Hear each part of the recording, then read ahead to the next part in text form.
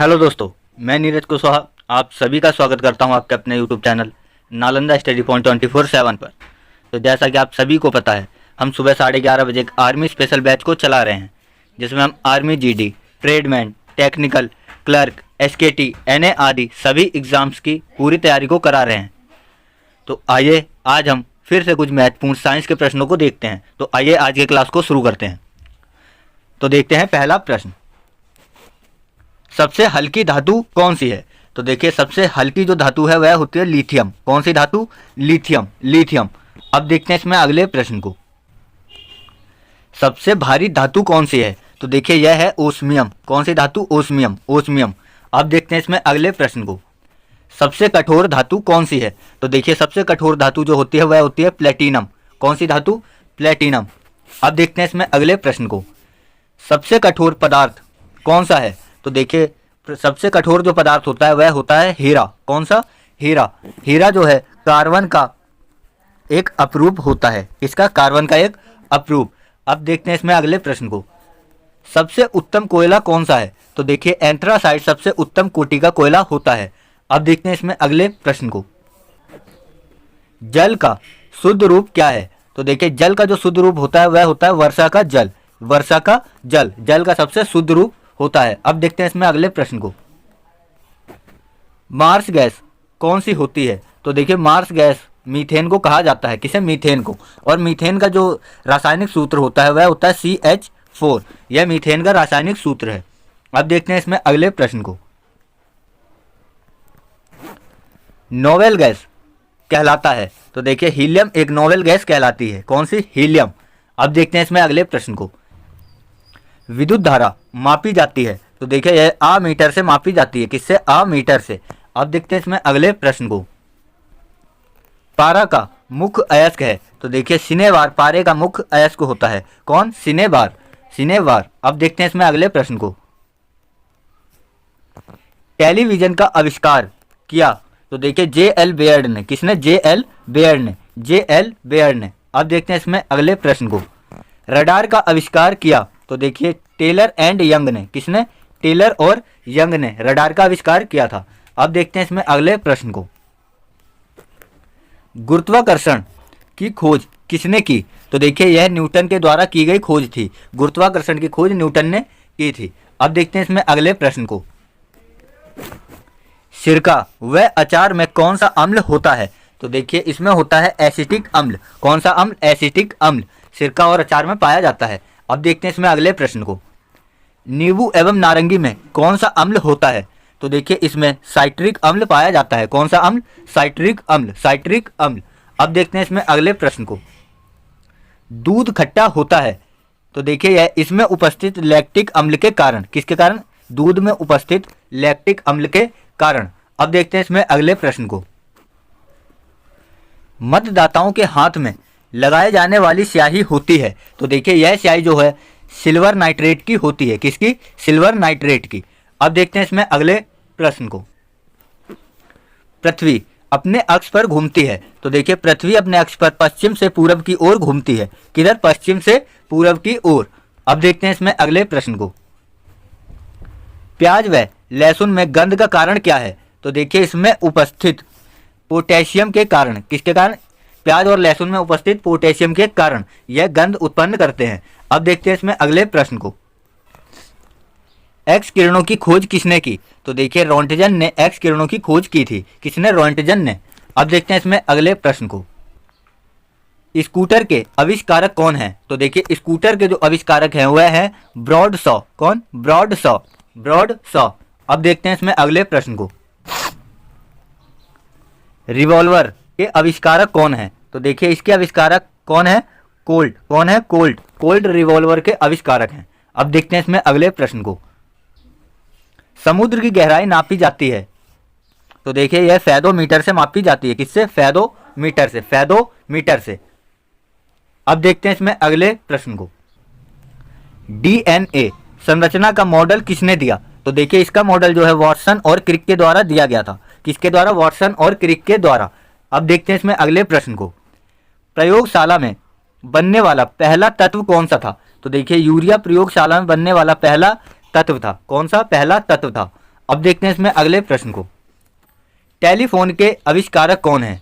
तो देखिए इसके आविष्कारक थे ग्राहम बेल। कौन? ग्राहम बेल टेलीफोन के आविष्कारक थे।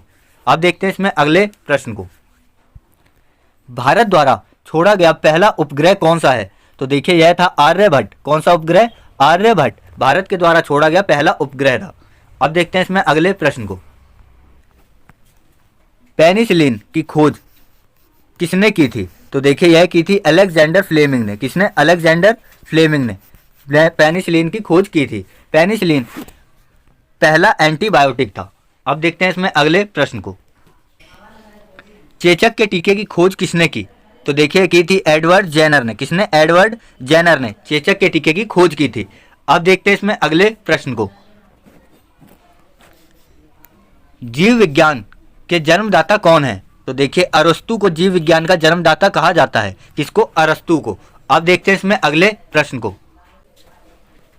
डायनामाइट के आविष्कारक कौन है? तो देखिए डायनामाइट के आविष्कारक है अल्फ्रेड नोबेल। कौन? Alfred Nobel. इन्हीं के नाम पर नोबेल पुरस्कार प्रतिवर्ष दिए जाते हैं। अब देखते हैं इसमें अगले प्रश्न को। चंद्रमा पर उतरने वाला पहला आदमी कौन था? तो देखिए वह थे नील आर्मस्ट्रॉन्ग। कौन? Neil Armstrong. Neil Armstrong. अब देखते हैं इसमें अगले प्रश्न को।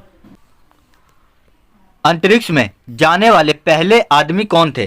तो देखिए यह थे रूस के यूरी गगारिन। कौन? रूसी यात्री यूरी गगारिन अंतरिक्ष में जाने वाले पहले व्यक्ति थे। अब देखते हैं इसमें अगले प्रश्न को। सबसे बड़ी हड्डी कौन सी होती है? तो देखिए यह होती है फीमर, जो जांग में पाई जाती है। किसमें? जांग में। अब देखते हैं इसमें अगले प्रश्न को। सबसे छोटी हड्डी कौन सी है? तो देखिए स्टेपिज सबसे छोटी हड्डी होती है। कौन सी? स्टेपिज, जो हमारे कान में पाई जाती है। अब देखते हैं इसमें अगले प्रश्न को। संसार का सबसे बड़ा पुष्प कौन सा है? तो देखिए यह है रेफ्लेशिया। कौन सा पुष्प? रेफ्लेशिया। रेफ्लेशिया संसार का सबसे बड़ा पुष्प है। अब देखते हैं इसमें अगले प्रश्न को। किस विटामिन में कोबाल्ट होता है? तो देखिए यह होता है विटामिन B12 में। किसमें? विटामिन B12 में कोबाल्ट पाया जाता है। अब देखते हैं इसमें अगले प्रश्न को। एनीमिया किस विटामिन से ठीक हो जाता है? तो देखिए एनीमिया जो है विटामिन B12 से ठीक होता है। किससे? विटामिन B12 से। अब देखते हैं इसमें अगले प्रश्न को।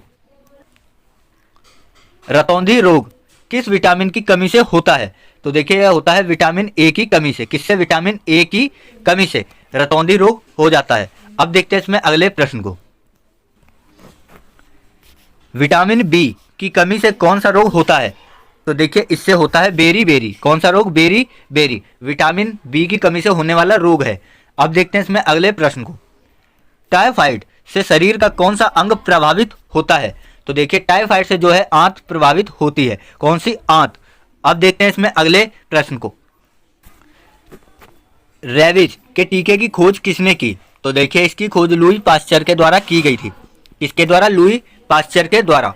अब देखते हैं इसमें अगले प्रश्न को। हैजा व टीबी के जीवाणुओं की खोज किसके द्वारा की गई? तो देखिए यह रॉबर्ट कोच के द्वारा सन 1982 में की गई थी। किसके द्वारा? रॉबर्ट कोच के द्वारा 1982 में। अब देखते हैं इसमें अगले प्रश्न को। रक्त में पाया जाता है। तो देखिए रक्त में जो है लोहा तत्व पाया जाता है। कौन सा? लोहा तत्व। अब देखते हैं इसमें अगले प्रश्न को। एक्स किरणें हैं। तो देखिए एक्स किरणें जो है वह विद्युत चुंबकीय किरणें होती हैं। कौन सी किरणें? विद्युत चुंबकीय किरणें एक्स किरणें होती हैं। अब देखते हैं इसमें अगले प्रश्न को। पानी में हवा का बुलबुला कैसा होता है? तो देखिए यह अवतल लेंस की भांति होता है। किसकी तरह? अवतल लेंस की तरह। अब देखते हैं इसमें अगले प्रश्न को। विषुवत रेखा पर किसी वस्तु का भार कैसा होगा? तो देखिए उसका भार जो है न्यूनतम होगा। क्या होगा? न्यूनतम। लेकिन द्रव्यमान अपरिवर्तित रहेगा। अब देखते हैं इसमें अगले प्रश्न को। सूर्योदय से पहले सूर्य दिखने का कारण क्या होता है? तो देखिए इसका कारण है प्रकाश का अपवर्तन। क्या? प्रकाश का अपवर्तन। अब देखते हैं इसमें अगले प्रश्न को। इंद्रधनुष बनने का कारण क्या है? तो देखिए इंद्रधनुष बनने का कारण भी अपवर्तन ही होता है। क्या? अपवर्तन। अब देखते हैं इसमें अगले प्रश्न को।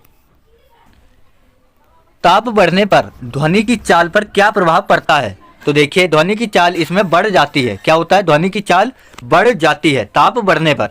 अब देखते हैं इसमें अगले प्रश्न को। यदि हम चंद्रमा पर से आकाश देखें तो कैसा दिखाई पड़ेगा? तो देखिए यह आकाश काला दिखाई पड़ेगा। कैसा काला? क्योंकि वहां वायुमंडल नहीं है, जिसके कारण प्रकाश का प्रकीर्णन नहीं हो पाता और आकाश काला दिखाई पड़ता है। अब देखते हैं इसमें अगले प्रश्न को। यूरिया को शरीर से अलग करता है। तो देखिए गुर्दे यूरिया को शरीर से अलग करते हैं। कौन? गुर्दे। गुर्दे को हम वृक्क भी कहते हैं। अब देखते हैं इसमें अगले प्रश्न को।